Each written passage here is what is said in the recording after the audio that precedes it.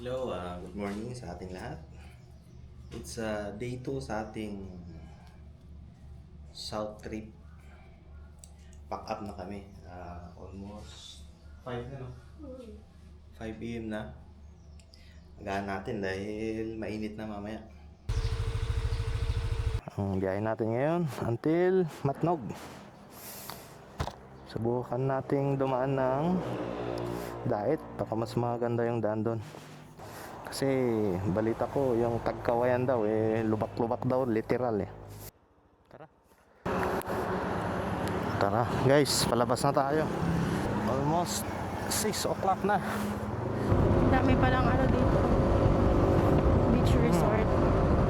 Oh. Ganda mga kaibigan. Sunrise by the sea. Wow! Ganda!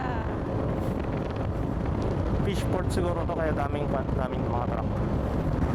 Dito tayo mga kaibigan sa bypass. Sikat daw to kaya lang ingat lang dahil marami daw na aksidente. Pero ganda ng daan, linis, sarap na simoy ng hangin, lamig pa. Sulong-sulo natin yung daan. Sabi nila marami daw kwan dito, nalulos brake na truck. Tignan mo nga naman dire-diretsong akyatan. Okay, takbong panahid lang tayo. Okay, nag-jogging pa ata. Exercise.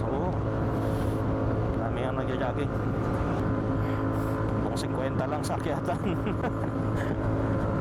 So ka. Diretso pa. Talagang loose brake ka nito pag mahina yung preno.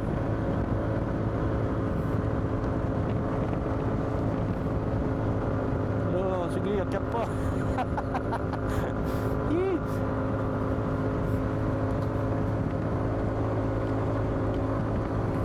Wala, yung OVR natin ayaw magsalita. Namang masiguro sa daan. Sa taas na tayo mga kaibigan. Tapos ng akyatan, pababa no. Diretso siguro tong pababa.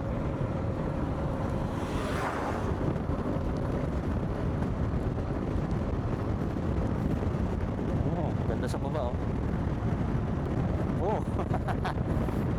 literal na pababa talaga. Pitik-pitik lang sa preno. Sabi nila mahina daw yung automatic sa engine brake. Oops! Mahina lang sila sa diskarte mga kaibigan.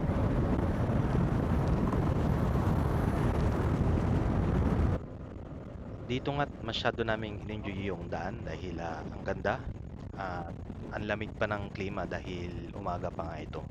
Kaya't highly recommended ko na dumaan kayo rito, lalong lalo na pag umaga, para iwas na rin sa mga kasalubong na mga sasakyan at makita nyo yung magandang view. Katapos nga ng mahaba akyatan, and then pagdating nyo sa taas at dire-diretso namang pababa, kaya ingat lang sa pagmamaneho. At pagkatapos nun, may mga burol-burol dito, paakyat, pababa, paakyat. At may isang crossing, kaya bigla na lang kayong magugulat, lalong lalo na pag mabilis kayo. At mawawala yung momentum nyo rito, kaya pagkatapos nun, mahabang akyatan naman. Kaya hinay-hinay lang din sa party na to.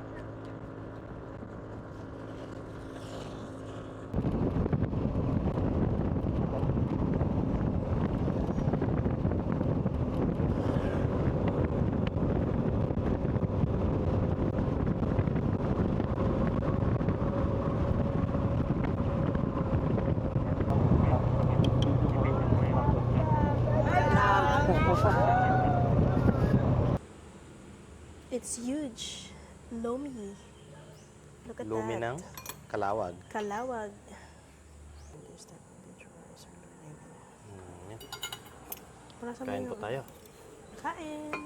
Grabe yung 175 na to. Parang di kayang ubusin ng tatlo. Sarap. Dito sa ating biyahe. Hanggang saan tayo? Hanggang saan kaya?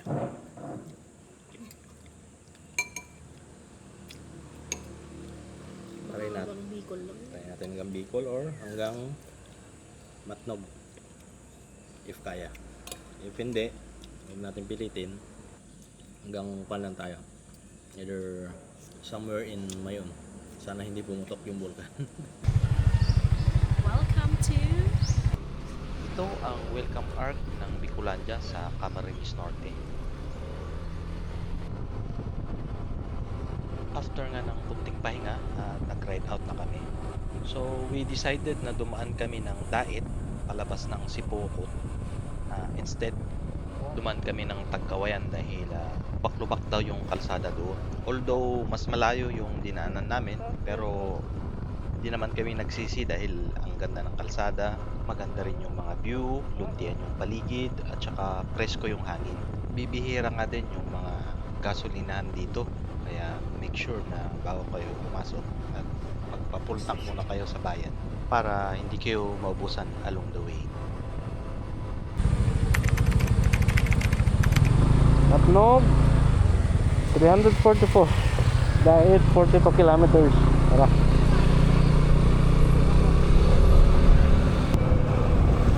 Sipokot mga kaibigan.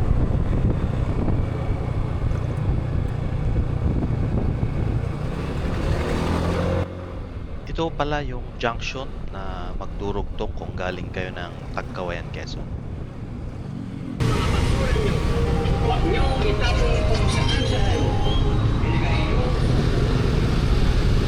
Pilgrim City of Naga pala.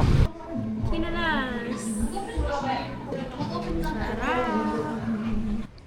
After nga ng mahabang biyahe, nag-late lunch muna kami ng Kinalas na isang delicacy nila dito sa Naga. Eto nga at nasa Ligao City na kami. Nagmerienda muna kami dito sa junction dahil dito kami magde-decide kung didiretso ba kami ng Ginubatan or iikot kami sa Tabaco, Albay. Kasi few days ago, nagbuha nga ng makapal na abo itong si Bulkang Mayon, natabunan dito sa bandang Ginubatan at Kamalig. Upon checking naman sa mga local, safe naman na daw ang pagtawid going to Legazpi. Alis na tayo ng Ligao City mga kaibigan. Going to Ginubatan. Sana hindi pumutok si Bulkang Mayon. Nakatawid tayo ng safe at hindi malikabok. Hi! Welcome to Mount Mayon! Look at that! Ang ganda niya ngayon. Pero medyo natakpan yung ano niya. Walang clearing. Oo. Pero maganda siya. Dito tayo ngayon sa Kamalig Bypass. Nasa harap natin si Daragang Magayon, ang majestic Mayon volcano na pumutok ngayon. Wrong timing. Buti na lang hindi siya nagbuga ng alikabok ngayong araw. Abo.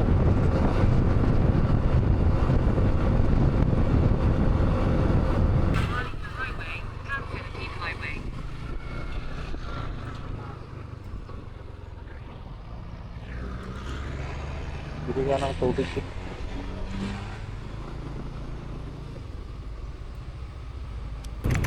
Check na natin to. Ano ba to?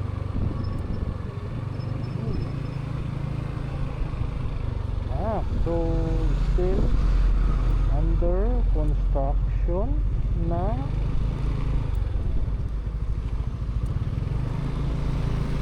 still under construction. Ano to? Check na natin mga kaibigan kung ano to. Makiasyoso muna tayo dito sa grid. This is the place. Ganda naman. Para kasi ko na rito.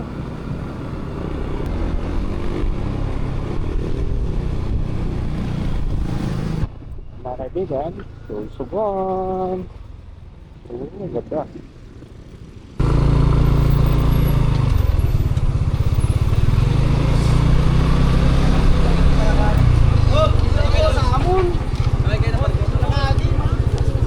Kuha muna kayo sir ng kiwi para hindi na kayo bumalik dito. Ah, sige. Wala namang bayad, mag-register lang kayo. ORCR tsaka driver license. Magandang gabi mga kaibigan. Touchdown tayo sa Matnog Port. It's 9 o'clock. 9 o'clock ng gabi. Dito tayo ngayon sa Tanakas Travelers Inn for only 1,300 per night. For 2 hours. For 2? No, hindi kasya dito kahit 4 siguro. 2 bed. Pero yung CR nila is common. Okay Doon naman sa yung labas. CR. Para siyang bahay and then ginawa nila as Travelers Inn. So, maganda naman, malinis. And then, going here, CR. Ano, may may kitchen yung CR nila. May mga magagamit din dito. And dito yung sala, living room. Open space. So, may overview sa kalsada.